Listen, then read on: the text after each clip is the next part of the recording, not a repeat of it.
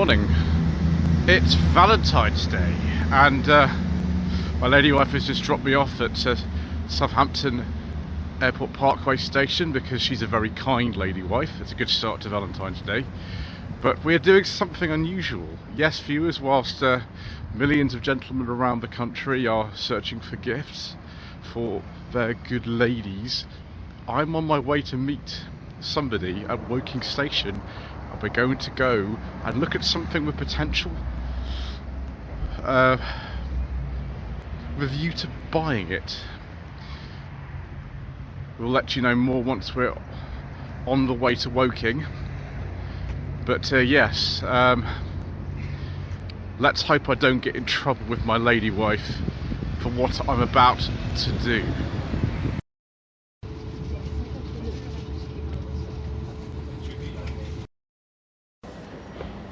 Right, viewers, we've made it to Woking.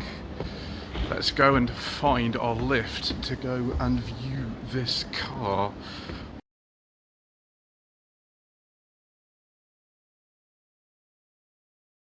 Yes, because we're both looking at getting this car together. We are looking at plunging our money into something rather unusual. Once we've found him, we'll have a little chat with him and see what we can find out about what we're going to see today. Here we are, viewers. What a fine conveyance we have to take us on our mission today. Right. Once I'll get in, and then we'll set the camera up and we'll have a little word. So, sir, tell me a bit about this car, obviously without giving too much away. Can you run it on E10? I don't know, actually. I think probably not. Is it ultra emission zone compliant? No. Does the fuel gauge work? No. Oh, right. What's the MPG? I think overall they tested about 18. 18, okay. Are we total and utter idiots? Yes.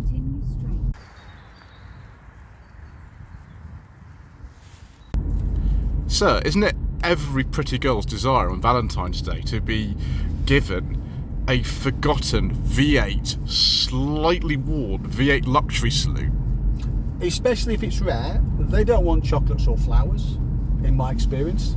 They want something like that. Something that's different. They just haven't said anything because they don't know it yet. Exactly, but it's my job and our job, Joseph, to interpret their wishes in a way that they would like, and I think that's what we've done, haven't we? I think many viewers can identify that on your channel and mine, can't they? Exactly, that's right. We give them the content that we think they want, maybe not necessarily what they would actually want, but who knows? We take these risks so you don't have to. Exactly.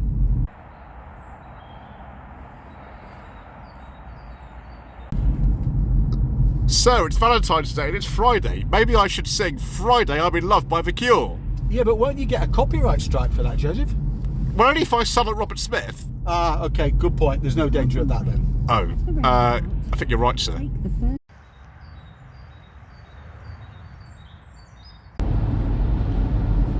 So I gather that Valentine was martyred.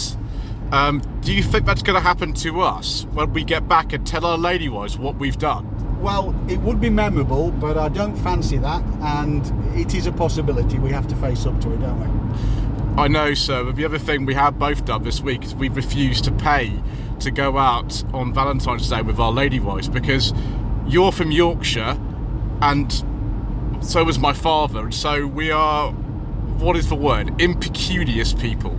Indeed, 24 hours earlier than Valentine's Day or 24 hours after, that's fine. But Valentine's Day, of course, it goes against my Yorkshire heritage, Joseph.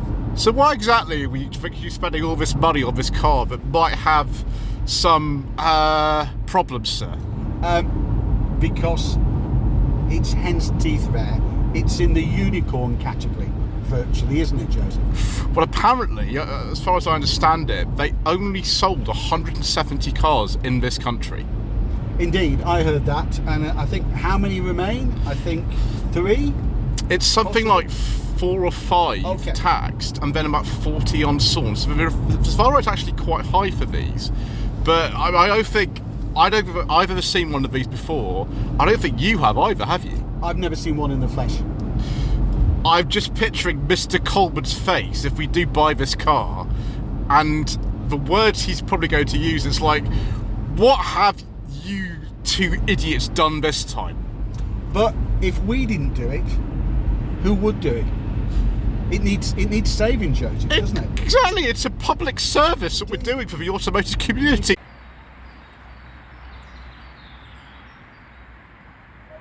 So Joseph, bearing in mind this car is so rare, how have you tripped over one? Well, it's quite a long story, this. So I have a friend who lives in Bristol. He does not drive. I've known him for 15 years. He used to live down in Tooting Common in southwest London. And he has a friend. She had a brother who passed away a few years ago. And he owned this car from at least 1994 until he passed away in 2022. Goodness, that's most of its life then, isn't it? Yeah, most of its life. Now, what happened with it is that he passed away, he left the car to her, she doesn't really need it, particularly as we've already discussed, it's not ultra emission zone compliant, so because it's a 1993. So she actually said to someone else, like, you can have it. They found out it wasn't ultra emission zone compliant too late. Their name already on the logbook, which is a shame. So it's gone back into her name, and she just she wants to get rid of it. So she tasked my friend with selling it for her, and he got in touch with me and said, do you know anybody who'd be interested in one of these? They're quite rare. I took a look at the photographs you sent over. I said, my goodness me, sir, I have not seen one of those, I don't think, ever. And he said, do you know anybody who'd want it? So I decided to, ask around a bit, and guess who I asked? And so here we are. Indeed. On the way to... And do you remember the photograph that I sent you when you told me what it was, and I sent you a photograph back and I said, surely not, question mark? Yes, I remember. And because you have a former colleague who used to work for Volkswagen Audi Gesellschaft, and we have Mr. Coleman, who actually has a friend who owns one of these, has owned it from new. We decided to hatch a plan together, but just so everybody's aware, we haven't actually paid anything for this thing yet. Yeah, we've taken a bit of a brave pill, possibly. We've taken some brave pills, and I have no return ticket to get back to Eastleigh. So I hope this works out okay for us. Me too.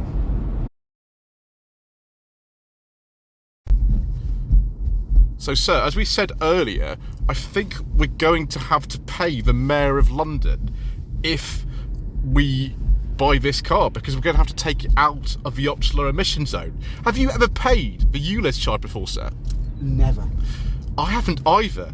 I can't believe we're going to have to give money to the Mayor of London. And he gets a lot of airtime as it is. Surely he doesn't need our money. So no wonder we don't talk about diesels on my channel, sir. Exactly. Because somebody who has one of these, you have to pay £15 every single time they move their car. Just to move their car onto the road. It is ridiculous. Right, this car, so if we buy it, is not coming back into London. No, it's a one-way trip out of the ULEZ zone. It is indeed. It's not going in anymore. I've also realised with this 20-mile-an-hour zone, this is really painful. It is very painful driving this at 20 miles an hour, and it's probably not optimum to drive any car at 20, but unfortunately this is where we're at. No wonder life moves slow in this part of the UK. It's almost as if they don't want you to drive around here, sir. I feel like everything's in slow motion, Joseph. It is indeed, sir.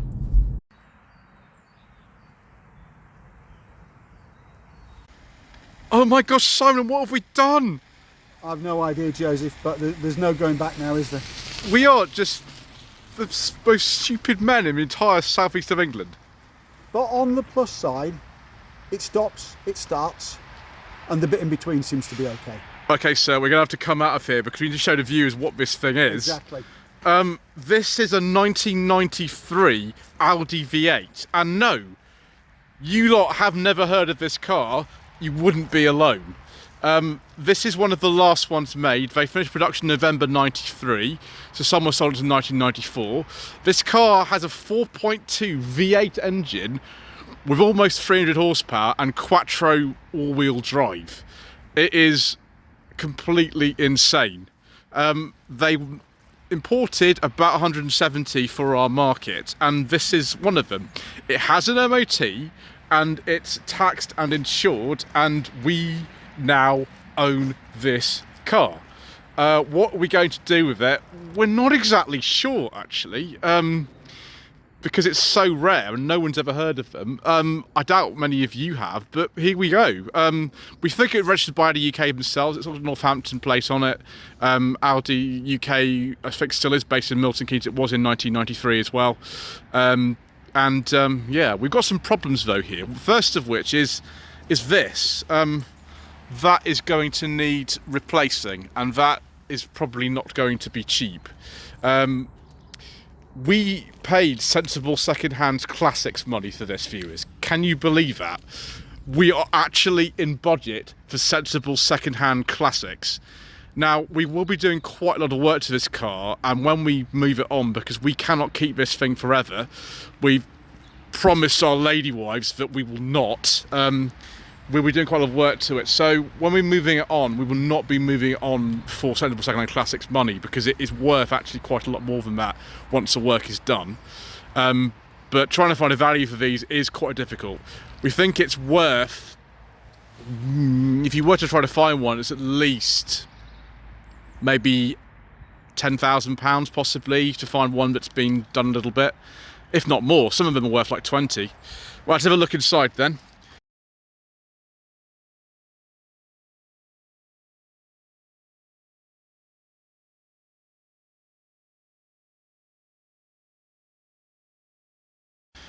And see inside here, we have electric heated seats. We have climate control.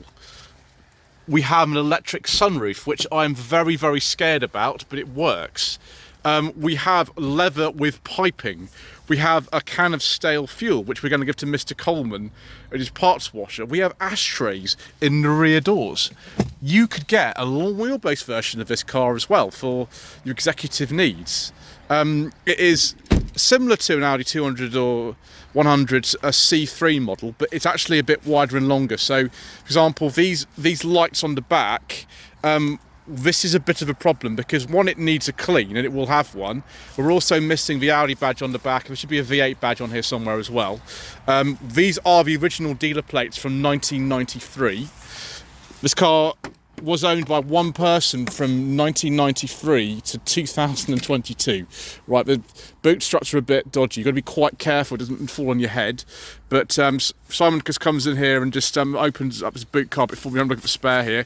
We've got a warning triangle. We've got a boot carpet, and lift that up. We've got the spare, full-size spare, full-size alloy spare. I don't know how old this tyre is. It might be a bit old. Fortunately, we have got a spare tyre just in case we need it. The other thing is, this boot is leaking water, so we're going to have to somehow get a new rear light for this car that doesn't let the water in. I think it's this bit here that's actually failed, and it does let water in, which isn't the best. You've also got to keep your neck away from getting sliced off. Let's just see about, we've got a luxury armrest here in the back.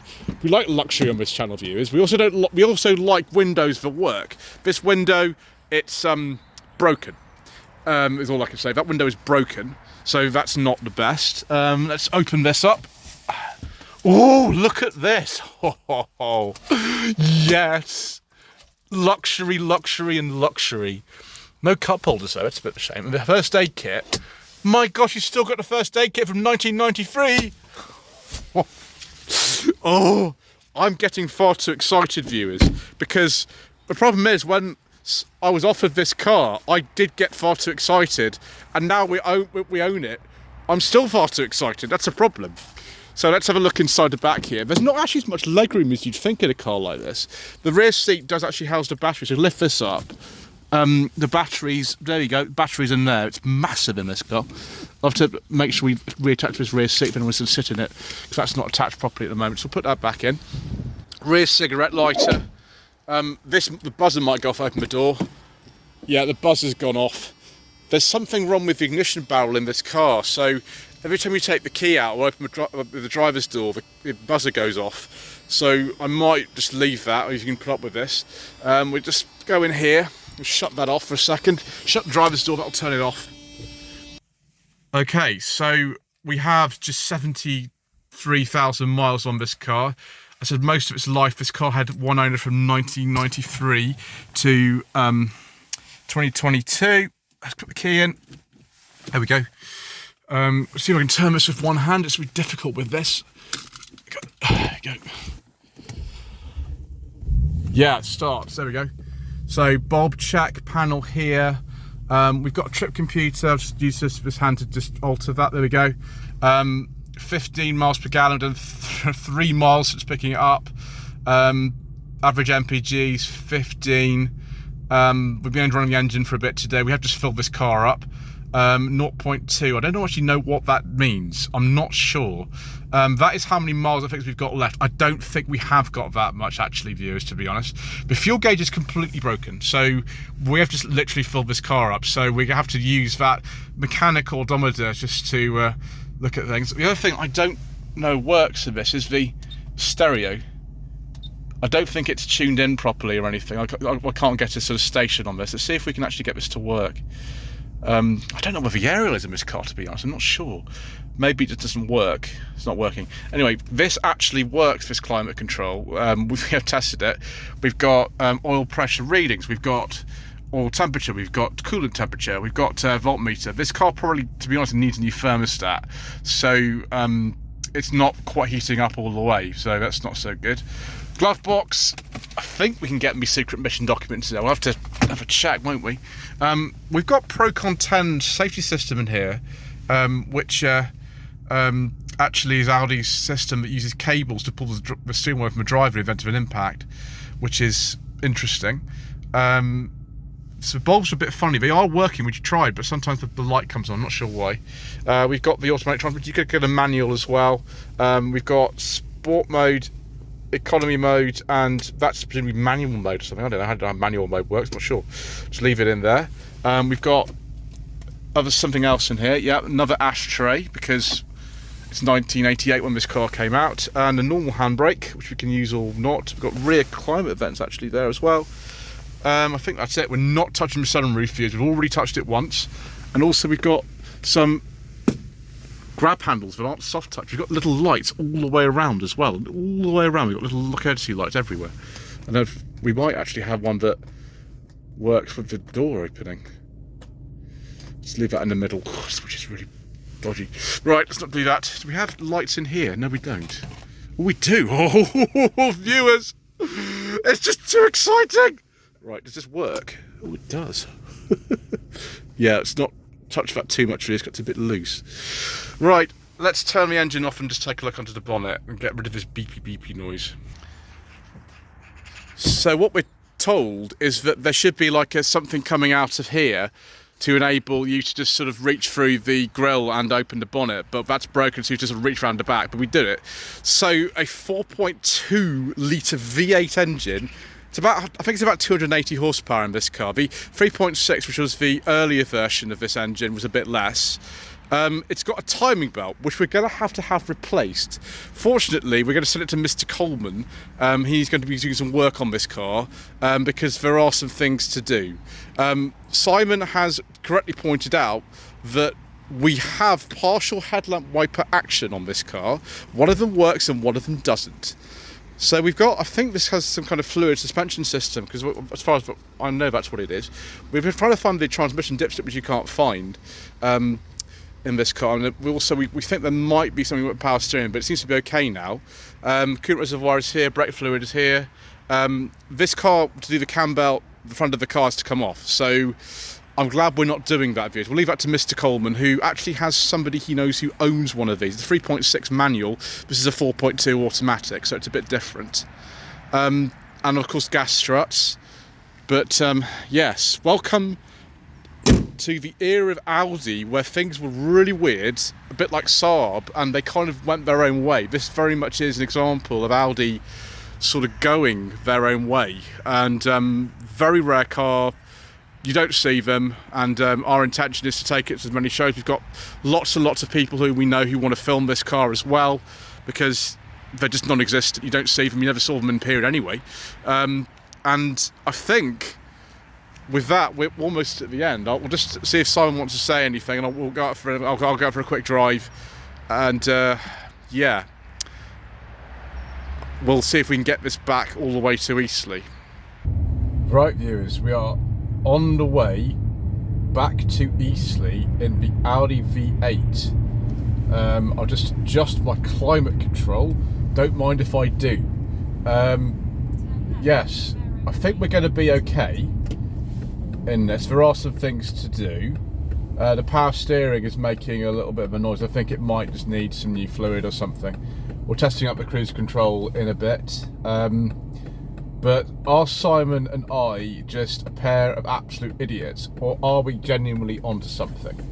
I suppose you're just going to have to find out. There'll be a video on the Lot76CARS channel at some point as well.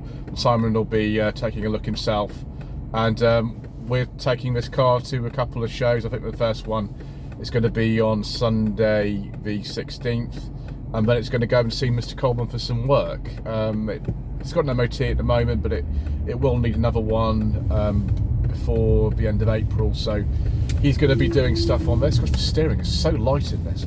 And he will no doubt be giving his opinion about what exactly we've done and how much of a pair of idiots we actually are.